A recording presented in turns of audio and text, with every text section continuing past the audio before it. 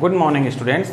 कल हमने 5.2 को स्टार्ट किया था और आपको 2 क्वेश्चन थे सॉल्व करने के लिए दिए थे, जिसमें आपके क्वेश्चन नंबर सेकंड है, उसके थर्ड और फोर्थ क्वेश्चन में प्रॉब्लम आ रही है। दोनों सेम है, तो मैं क्वेश्चन नंबर सेकंड का फोर्थ बता देता हूँ, फिर थर्ड आप खुद कर लेना। ये माइनस साइन के साथ में था, इसलिए ये बता दिया जाता है आपको।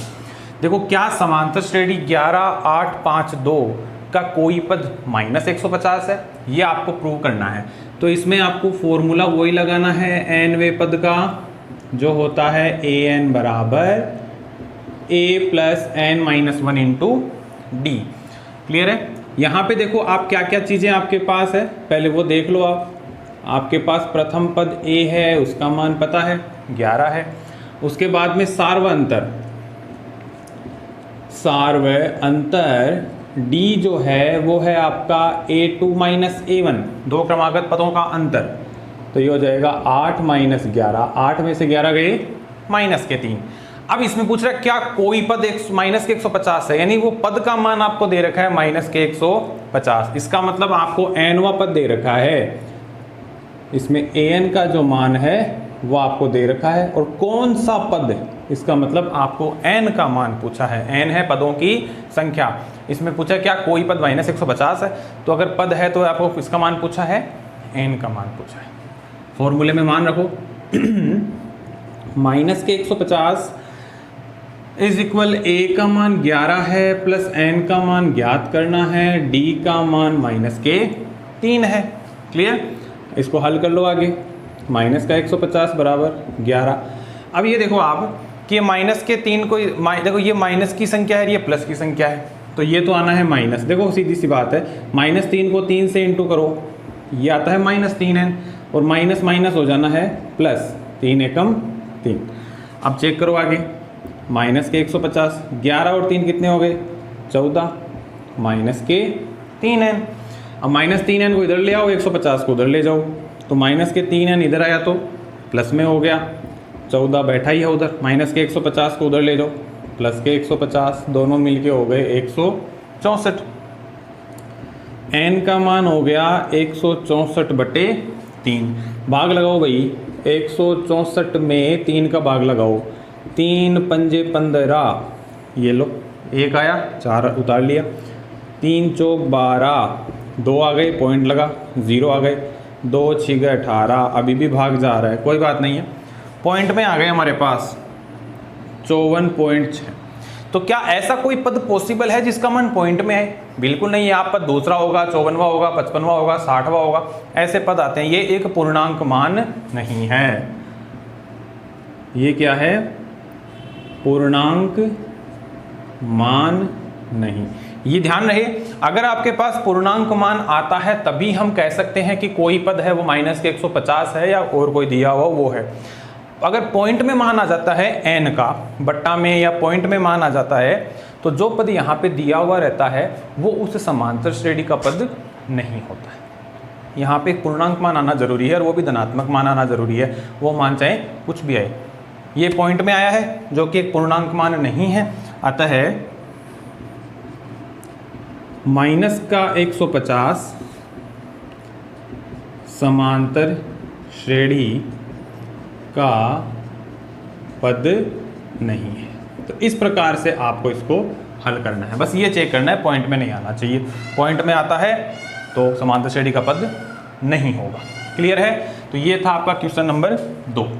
अब अपन चलते हैं आगे वाले प्रश्नों पे चर्चा करते हैं, जिसमें आपको एक सूत्र बताया जाता है, पहले उसको ध्यान से समझना, उसको रिलेट करके पढ़ लेना एनवे पद वाले फॉर्मूले से।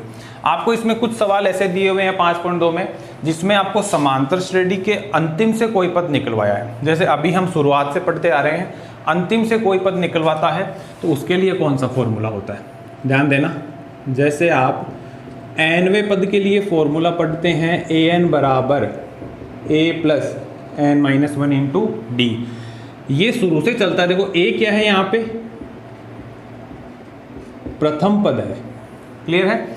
ए प्रथम पद है तो ये शुरुआत से जब चलता है, लेकिन जब अंतिम से कोई पद निकलवाता है, अंतिम से आरवां, अब एन की जगह मैं बोलता हूं इसको आरवां पद, तब फॉर्मूला कहाँ चेंज होता है, ध्यान सुनना। यहाँ प्रथम पद है, प्रथम पद की जगह आता है अंतिम पद। और किसी जो आपके पास जो समांतर श्रेणी है वो इस प्रकार से होती है a1 a2 dot dot dot an। तो प्रथम पद तो होता है उसका a1, अंतिम पद होता है उसका an। प्रथम पद को बोला जाता है a भी कहते हैं। तो ये a तो क्या है यहाँ पे प्रथम पद। जब अंतिम से कोई पद निकलवाया जाता है, अर्थात इधर से कोई पद निकलवाया जाता है, तो यहाँ के लिए प्रथम पद क्या हो गया, an हो गया। तो ये हो गया an। फिर प्लस की जगह किसका प्रयोग करेंगे, माइनस का, और यहाँ पे हो जाएगा n-1 इंटू डी, ये एज इट इज रहेगा। क्लियर है। डी निकालने का सिस्टम वही रहेगा, प्रथम पद द्वितीय पद माइनस प्रथम पद, अर्थात दो क्रमागत पदों का अंतर। क्लियर। अब यहाँ देखो क्या है, an जो है उसको an नहीं लिखकर कुछ अन्य नाम लिखा जाता है, वो है इसका मान l minus n-1 into D. ये l जो है ये आपका समांतर श्रेणी का अंतिम पद ही होता है, लास्ट पद होता है। ये अंतिम पद लास्ट पद है, इसको l से लिख देते हैं, l minus n-1 into D. ये फॉर्मूला कब अप्लाई होता है, जब अंतिम से आपको कोई पद पूछा जाता है कि अंतिम से 5वां पद ज्ञात करो, अंतिम से 6ठा पद ज्ञात करो, अंतिम से 12वां पद ज्ञात करो, तो उस हिसाब से इसका मान ज्ञात करते हैं। अब देखो इसका कंपेरिजन करो। यहाँ nवां पद था an बराबर a plus n-1 into D, क्योंकि ये शुरुआत से अपन देख रहे थे पदों को। जबकि अंतिम से पद देखते हैं तो प्रथम पद की जगह आता है अंतिम पद, जिसको हम कहते हैं l। फिर प्लस की जगह आएगा माइनस, और n-1 इंटू डी ये एज इट इज रहेगा। तो इस प्रकार से आपको ये फॉर्मूला याद रखना है। क्लियर है। तो इस फॉर्मूले को नोट कर लेना, और आगे जब सवाल आए तो उसमें इसको अप्लाई करना है। अब अपन चलते हैं आगे। अब है हमारा क्वेश्चन नंबर 3। क्या कहता है क्वेश्चन नंबर 3, यदि समांतर श्रेणी का छठा पद तथा 17वां पद, यदि समांतर श्रेणी का छठा और 17वां पद क्रमशः 19 व 41 है, तो 40वां पद ज्ञात करो। ध्यान देना, समांतर श्रेणी का आपको छठा पद दे रखा है कि छठा पद दे रखा है कि 19 है, और 17वां पद है वो है 41, तो आपको इसका 40वां पद ज्ञात करना है। समझ के चलना है, इसको बहुत इंपॉर्टेंट प्रश्न है। छठा पद है, छठा पद है जिसको मैं लिख सकता हूं, चूंकि a6 का जो मान है वो तो आपको दे रखा है 19। देखो छठा पद है 19, छठे पद को हम लिखते हैं a6 बराबर दे रखा है 19, और 17वां पद जो है उसका मान दे रखा है आपको 41, और आपको 40वां पद पूछा है। 40वां पद क्या होगा, a40, यहाँ क्वेश्चन मार्क लगा दिया, जिसका आपको मान ज्ञात करना है। क्लियर है। अब देखो आप a40 का मान ज्ञात करना है, तो कहीं ना कहीं आपके फॉर्मूला लगता है an बराबर a plus n-1 into D, जहाँ n का मान तो है 40। परंतु इस फॉर्मूले में मान रखने के लिए हमें प्रथम पद a का मान भी चाहिए, सार्वभौमांतर d का मान भी चाहिए, परंतु आपको यहाँ पे वो मान नहीं दे रखे। परंतु आपको कंडीशन दे रखी है कि छठा पद 19 है, 17वां पद 41 है। तो यहाँ इनसे हमें दो समीकरणें बनानी है, और उन समीकरणों से हमें a और d के मान निकालने हैं। कैसे निकालने हैं, सुनो ध्यान से। a6 जो है, a6 का मान अर्थात छठे पद का मान 19 है, तो a6 को उस फॉर्मूले से मैं लिख सकता हूँ, ध्यान देना, a plus 5d is equal 19। देखो यहाँ 6 है तो यहाँ 5d हो जाएगा, यहाँ पे a और d दोनों आ जाएंगे, तो यहाँ से समीकरणें बन जाएंगी, जहाँ से हम a और d दोनों के मान है वो निकाल सकते हैं। क्लियर। तो a plus 5d is equal 19 हो गया, और ऐसे ही a17 का मान 41 है, जिसको मैं लिख सकता हूँ a प्लस 16d बराबर 41। क्लियर है। ये है समीकरण नंबर 1, ये है समीकरण नंबर 2। अब देखो समीकरण 1 में से 2 को घटाने पर, घटाएंगे तो इनके नीचे चिन्ह परिवर्तित हो जाएंगे, ये प्लस का है, ये प्लस का है, ये भी प्लस का है, तीनों माइनस के हो जाएंगे। चेक करो, a में से a घट गया, कट गया ये तो। 5d में से 16d को माइनस करो, माइनस के 11d, और 19 में से 41 को माइनस करो, माइनस के 22। चेक करें, माइनस माइनस तो वैसे कैंसिल हो गए। अब d का मान क्या आएगा, 22 बट्टा में आ जाएगा 11, काट दो इसको, 2 आ गया। तो d का मान, सार्वभौमांतर का मान तो आपके पास आ गया 2। क्लियर। अब ये d का मान चाहे 1 में रखो चाहे 2 में रखो, किसी भी समीकरण में रखो, तो यहाँ हम कहेंगे कि d का मान समीकरण 1 में रखने पर, ठीक है, 1 में रखने पर तो 1 में रखो, a प्लस 5 इंटू डी का मान 2 रखा बराबर 19। चेक करो, a प्लस 10 बराबर 19 या a बराबर 19 माइनस 10। तो 19 में से 10 गए, 9 आ गए, तो आपके पास a का मान आ गया 9। अब चेक करें, आपने a का मान निकाल लिया, आपने d का मान निकाल लिया, आपके पास n का मान 40 दे रखा है, तो अब आप 40वें पद का मान निकाल सकते हैं। कौन से फॉर्मूले से? nवा पद, an बराबर a plus n minus 1 into D. यहाँ सारे मान रख दो। n का मान तो है 40, प्रथम पद a का मान आया है आपके पास 9 और सार्वंतर d का मान आया है आपके पास 2। मान रखें, a 40वां पद निकालना है, n का मान 40, a का मान 9 प्लस 40 माइनस 1 गुणा 2, d का मान कितना है? d का मान है 2। इसको हल करो आगे, 9 प्लस 40 में से 1 गया, 39 गुणा 2, पहले गुणा होता है तो यहाँ पे आ जाएगा 9 प्लस 39 दूनी 78, 78 और 9 87, और ये आ जाएंगे आपके फाइनल आंसर। क्लियर है? तो ये जो सवाल है बहुत ही इंपॉर्टेंट है, इसके जैसे और भी सवाल है वो सारे के सारे इंपॉर्टेंट हैं। इनको इसी प्रकार से हल करते हैं। छठा पद दे रखा है, 17वां पद दे रखा है, रिपीट कर लें एक बार। तो छठे पद को हम लिख सकते हैं a प्लस 5d जिसका मान 19 है, और a17 को लिख सकते हैं a प्लस 16d जिसका मान 41 है। तो इन दोनों समीकरणों को हल करेंगे तो 1 में से 2 को घटाएंगे तो हमारे पास ये मान आएगा, तो d का मान निकल जाएगा 2, और d का मान समीकरण 1 में रखेंगे तो ये हो गया a प्लस 5d है, तो 5 गुणा d का मान आया है 2, 5 गुणा 2 बराबर 19। इसको हल करेंगे तो a का मान आ गया 9। अब आपके पास a का मान भी है, d का मान भी है, n का मान 40 है। इस फॉर्मूले में मान रख दिया nवें पद में, तो हमारे पास a 40 की वैल्यू है वो आ गई 87, और ये आ गए आपके फाइनल आंसर। इस प्रकार से आपको क्वेश्चन नंबर 3 को सॉल्व करना है, और इनसे संबंधित जो सवाल है उनको भी सॉल्व करना है। अब इसमें मैं आगे वाले जो क्वेश्चन है उसमें थोड़ा थोड़ा हिंट दे देता हूँ ताकि आप उनको घर पे कर सकें। सवाल इसके जैसे ही करने हैं, बस थोड़ा सा हिंट दे देता हूँ ताकि कोई दिक्कत नहीं आए। इसके नेक्स्ट क्वेश्चन है क्वेश्चन नंबर 4। क्वेश्चन नंबर 4 आपका क्या कहता है, ध्यान से सुने। किसी समांतर श्रेणी के तीसरे और 9वें पद, आपको एक तो पद दे रखा है तीसरा और एक पद दे रखा है 9वां। तीसरे पद का मान तो है 4 और 9वें पद का मान है -8, तो इसका कौन सा पद शून्य होगा?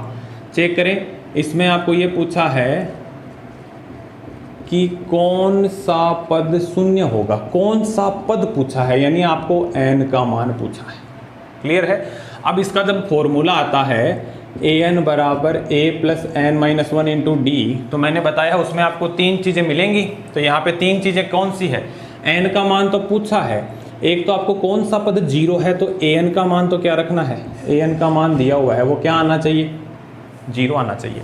इसके अलावा a और d निकालने पड़ेंगे, वो कहाँ से निकलेंगे, इन दोनों समीकरणों से निकलेंगे। a3 है तो ये हो गया a plus 2d is equal 4, और a9 है इसका मतलब हो गया a plus 8d is equal minus के 8। ठीक है, तो इस प्रकार से आपको इसको हल करना है और इन समीकरणों से a और d का मान निकालना है। an का मान 0 दिया ही है तो n का मान है वो आपको निकाल लेना है। तो इस प्रकार से करना है आपको क्वेश्चन नंबर 4। अब हम देखेंगे इसमें क्वेश्चन नंबर 5। चेक करें, किसी समांतर श्रेणी का तीसरा पद 16 है। चेक करें, किसी समांतर श्रेणी का तीसरा पद है वो तो है 16, और 7वां पद है वो 5वें पद से 12 अधिक है। 7वां पद जो है वो 5वें पद से 12 अधिक है। चेक करें, तीसरा पद तो है 16 और 7वां पद है वो 5वें पद से 12 अधिक है। ये आपको समीकरण दे रखे, तो यहाँ आपको ये एडजस्ट करना पड़ेगा।